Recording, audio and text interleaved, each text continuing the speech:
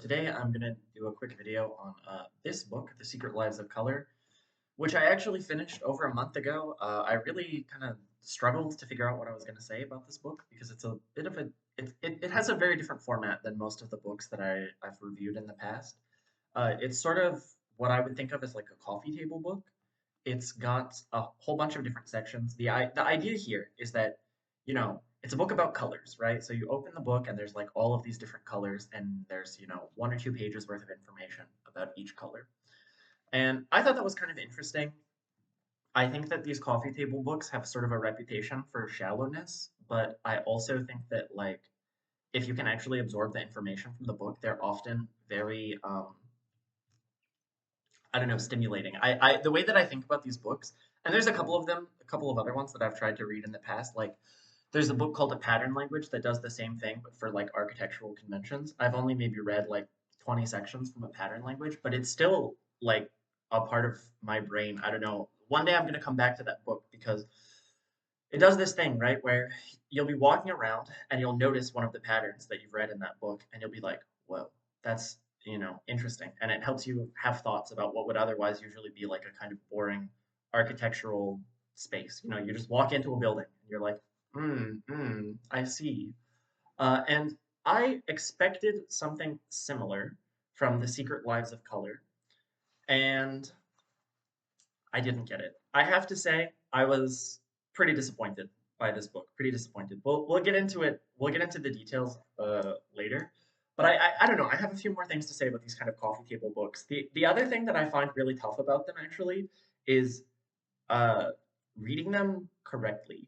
Because I think for a standard book, like the way that you're supposed to read is that you sit down and you read like long sections, right? And you get to a chapter break and then you go, okay, when reality intervenes and you have to stop reading, you get to ideally a chapter break and then you stop reading. But, under ideal circumstances, you would, you've got a real page turner in your hands. You're going to read the whole book in one sitting, right? Like that's what I think a lot of novels are kind of going for. And books like The Secret Lives of Color are the opposite. It would be horrible to sit down and read this book cover to cover all in one sitting because it's got like 100 different chapters and they're all like really, really similar in premise and they would very quickly start to blend together. So, what you want to do for a book like this is sit down and read one, two, if you're feeling fucking crazy, maybe three chapters. And that's not going to take you more than 15 minutes, right? So I actually got to a really great place in my life where because of my job, I have a consistent time every day where I not only can, but I'm sort of expected to be reading, like sitting there reading a physical book. And this fit into that time so well. Because like a typical novel, it's hard to read in 15-minute chunks because you probably won't even finish a chapter. But this bad boy right here, oh my God, that's like the ideal way to read this book. So that's why I was super excited to read The Secret Lives of Color. And I was disappointed. Let's talk about why. Um, Going into this book, I guess I expected it to be sort of like the book I previously mentioned, A Pattern Language, where you go into it and you read about all of these different architectural patterns, and then you're going through life and you see those architectural patterns in use, and you're like, interesting, very interesting. And it sort of just enhances your ability to appreciate architecture around you. I view it as like a sort of a modifier to just enjoying life. You learn all of this architectural stuff, and it's maybe not that fun to learn, but then when you start seeing it in the real world, and you start being able to like I don't know, I see a building almost every single day, and if I could read a book that would make that a slightly enjoyable experience for me, it would have knock-on effects for the rest of my life. So that's the sort of promise, right? That's what a pattern language does. And I was expecting this to be that, but for colors. I was expecting to get through this book and see like a shade of blue and be like, yes, oh, yeah, I know the exact name of that shade of blue and I know its cultural connections. Oh, very interesting. Oh, yeah, Um, Unfortunately, that is not what is actually delivered in this book. There are a few sections, there are actually very few sections that talk about a color.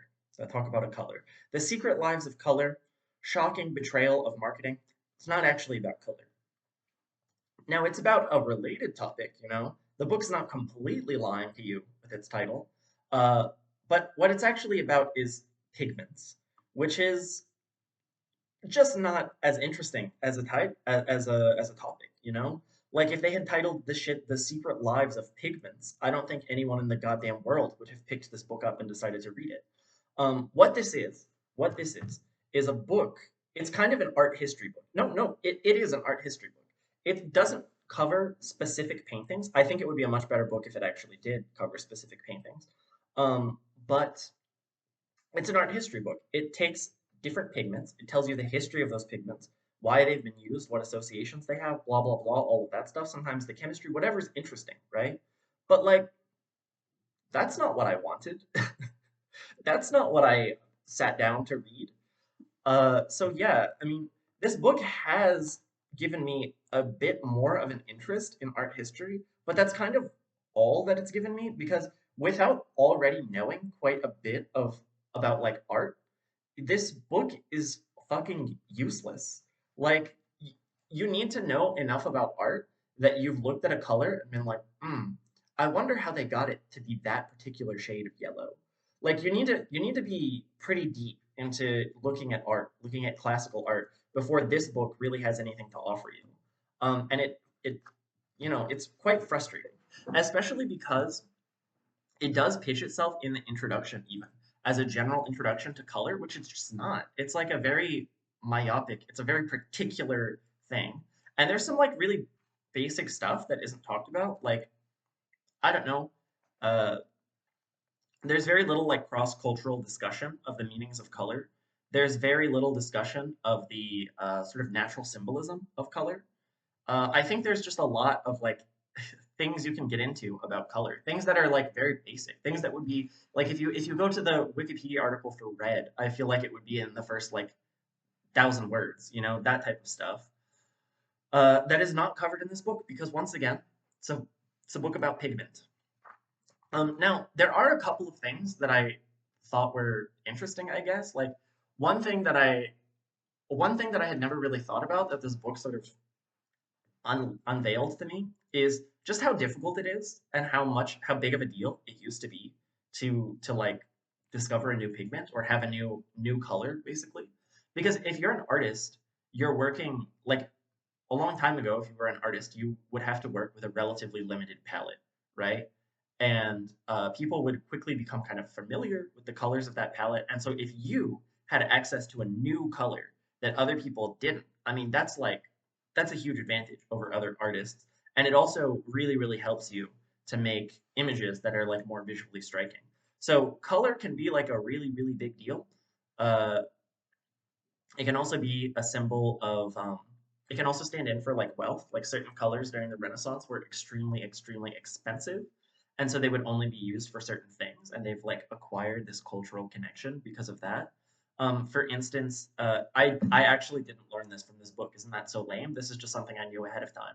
But the Virgin Mary during the Renaissance gained an association with the color blue because there was this one particular shade of blue that was extremely like very beautiful. It's a very beautiful shade of blue. It's like a nice light blue, but it's also very expensive. And so artists reserved that shade of blue. Like they wanted to use it because it's very, very beautiful, but it's also really expensive. Like you can't use it to like paint the sky or anything. So you have to reserve it for something really special. And over time, that special thing became the Virgin Mary. It was like her color. You would do a portrait, not a portrait, like a painting of some biblical thing, and you would have the Virgin Mary wearing this like beautiful blue cloak or something. So yeah, that's interesting. And this book is full of like that sort of stuff, and also cultural histories that are like, yeah, here's this pigment. It comes from India. Here's the story people used to tell about where it came from. But honestly, we don't fucking know where it comes from. There's a lot of stuff like that. Um, and yeah, overall, I guess I'm just disappointed. I The last thing I want to talk about in regard to this book is just like the nightmare of the publishing industry and the way that like for-profit publishing just is always going to do this, right? Because the people who published this book, they had a choice between honesty and sales. Like they can either give the book a title, pitch it in a way that is going to ensure that people who pick up the book and read it are actually getting what they wanted. You know, if it was called The Secret Lives of Pigment, I wouldn't read it. But the type of person who picks up a book like that and is like, oh man, like it would have a place in like uh in museum bookstores, right? It would have a place in museum bookstores, and when people saw this book, if they wanted to read it, they would really want to read it, you know? It would be narrowcast to like that group of people. And I honestly think like if we lived in a world where the publishing industry could be like that, it would be better. It would be much better because first of all, you wouldn't have people like me reading this book when they shouldn't be, uh, and they didn't like want to. And second of all, you know, if I was like a art history guy and I saw a book called The Secret Lives of Color, I would think, oh, that's a book about color. It's like a color 101 introduction, and I would probably skip it. And I would be losing out on reading a book that is like perfect for me. So the publishing industry has done this thing, and they do this all the time, where the book is marketed towards a broader audience than makes sense for the content of the book. Like the title is not exactly lying, but it's highly misleading, and it's misleading on purpose in a way that orients the book towards a larger audience. But in doing that, it orients away from the more like targeted, specific, specialized audience. Like it's not just that people like me are reading this book when, you know, they shouldn't be. It's that people who should be reading this book have probably passed up on it because it presents itself as a general introduction when it's just fucking not. Like, if you can't name off the top of your head, like, I at least like 50 Renaissance paintings, you should not be reading this book. It's about pigments.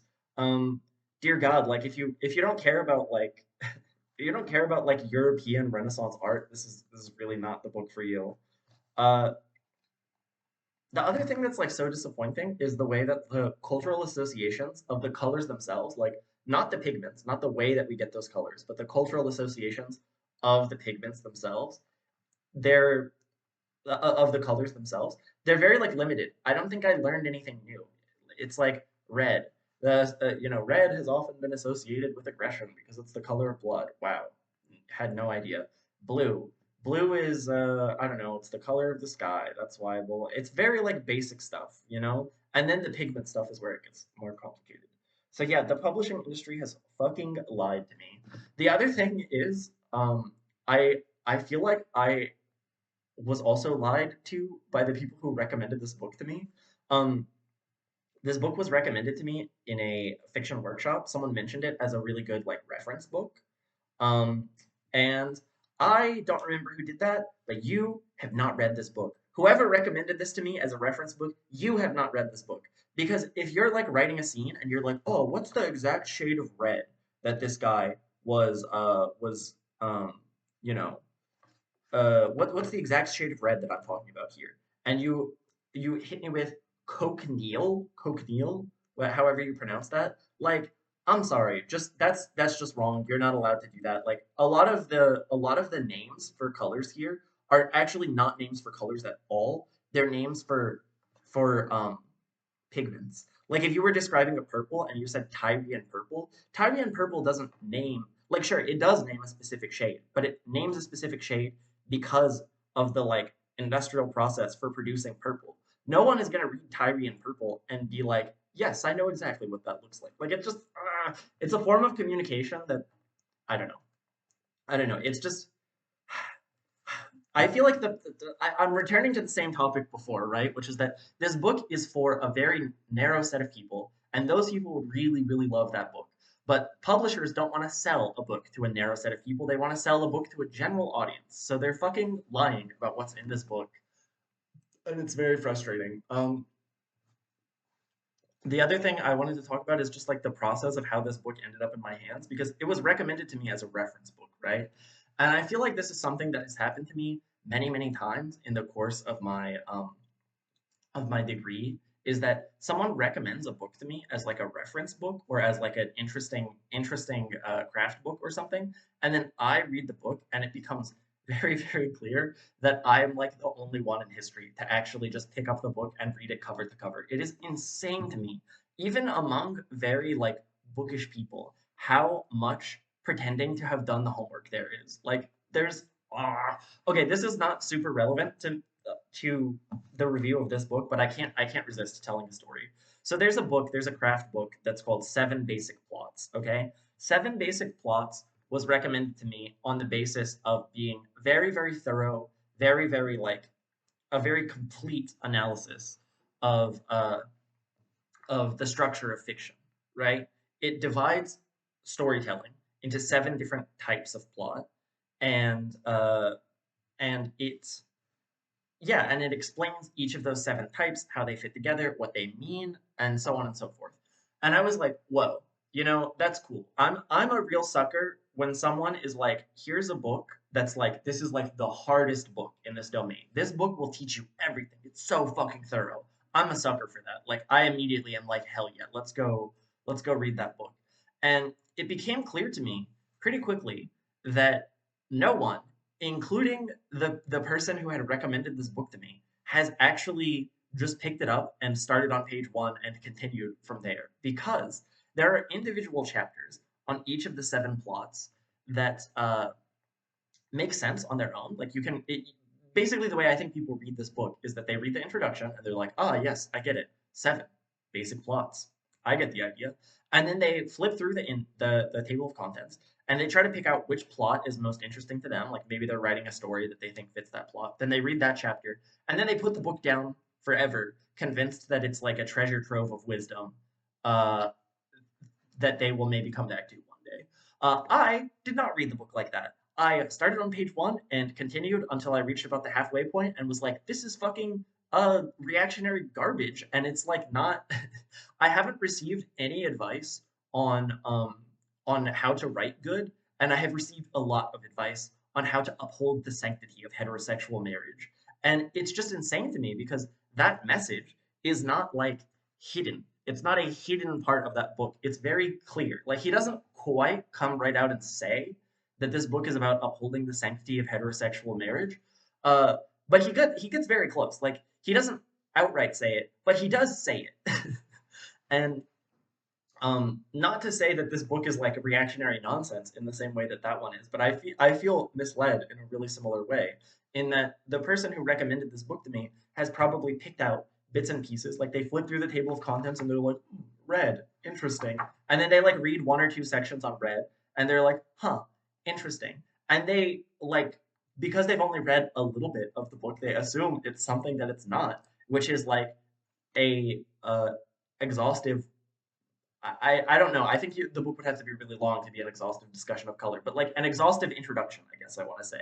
Well, they assume that it's like information on all the different shades because they opened it, they read one shade, and they were like, this is some information on one shade of this color, and it's just not that. The more that I like, oh my god, the more I hate the publishing industry. I hate the sort of like book culture that we have. There's so much like pretending to have read a book that you actually haven't. And you're like, oh, this book is genius. And the reason that you say that it's genius is because you liked the one page that you read of it and you assume and you want to like sound smart. Like, I don't know. Like, I feel like it wouldn't really be that hard to be like, I heard of this really interesting book that I think might be, useful to you but I haven't actually read. Like that's not that hard. That's not that hard. Like whenever I mention a book that I haven't read, I usually say that well I haven't read it, so I'm not certain that it'll be that helpful. But doesn't it sound like it would be? Um, uh, the other thing is that the publishing industry is so good at it's so fucking good at like basically just lying, and it makes it really really challenging to actually find to find what you're looking for.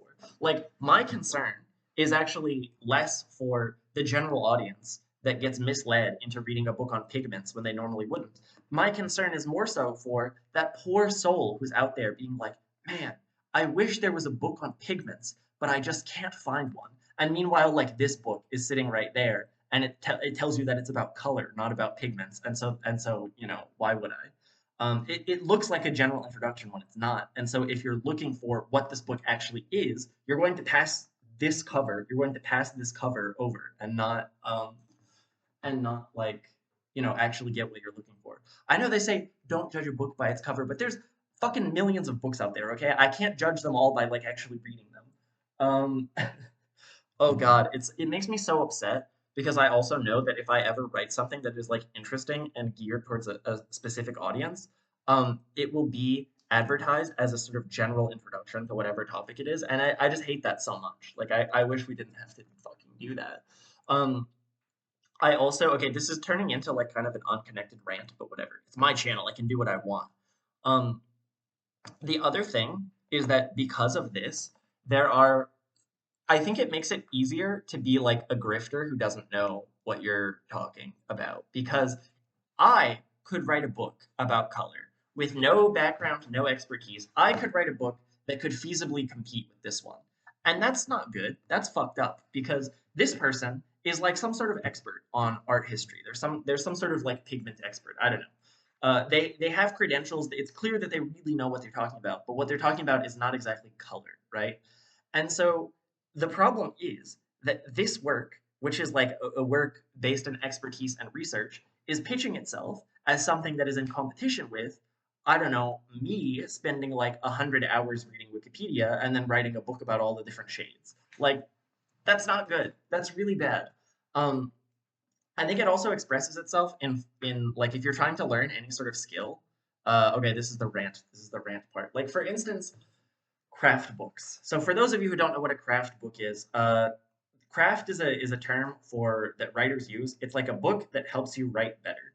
There are so many craft books, and almost all of them are fucking garbage. And it's very difficult to distinguish between the fucking garbage and the little bit of craft books that are sort of useful. There's fundamentally maybe like one book worth of advice that applies to any type of creative writer, and approximately 90% of craft books are just that book, but repackaged slightly differently. And they repackage themselves in ways that are highly, highly misleading. Like they do sort of the opposite of what this book did, right? They pretend to be more specialized than they are. So, for example, like I picked up a book that purported to be an evolutionary psychology approach to craft writing. No, no laughing at me for thinking that this wasn't fucking horseshit. Um, but yeah, I saw the title of the book. I thought conceptually there is such a thing. I've seen scholarship about this. There is such a thing as a like understanding of story and what we find satisfying about story that is rooted in human psychology, which is itself rooted in like evolution, right? Like that's a reasonable topic to approach in an academic way. So I picked up this book expecting it to be, you know, what it said it was. And then I open it up and it turns out that what it is the same fucking, you know, it's the same like basic advice that you may as well just get from ChatGPT, but repackaged with like a read one Wikipedia article level of analysis of um of evolutionary psychology, right? And I'm of this particular area of evolutionary psychology, of like the sort of like I don't know what to call it, but like the evolution of narrative or something. And I don't know that much about this topic, right? Like I'm not an expert or anything, but I do know enough to know some of the sources that she should be talking about in this book. And when she just didn't, I was like, oh, I have been like tricked. um, Okay, okay. This is turning too rambly. I'll save my complaints about the publishing industry in general for later. So anyway, for now, The Secret Lives of Color. Should you read it? No, probably not. If you're interested in the pigments, if you want to know how classical art, specifically European classical art, how it like has that color, this book will tell you. It'll give you a lot of that information. It'll also tell you about some colors that aren't from the West, not that many of them, but a few. Um, and yeah, it'll tell you about like, I don't know, ancient Roman pigments and all that stuff. If you're interested in pigments, this is a great book. If you're interested in color, Wikipedia is probably better, honestly. If you're interested in color, just pick a color, any color. Go read the Wikipedia article for that color. It will be much better for you than this book is. Ugh.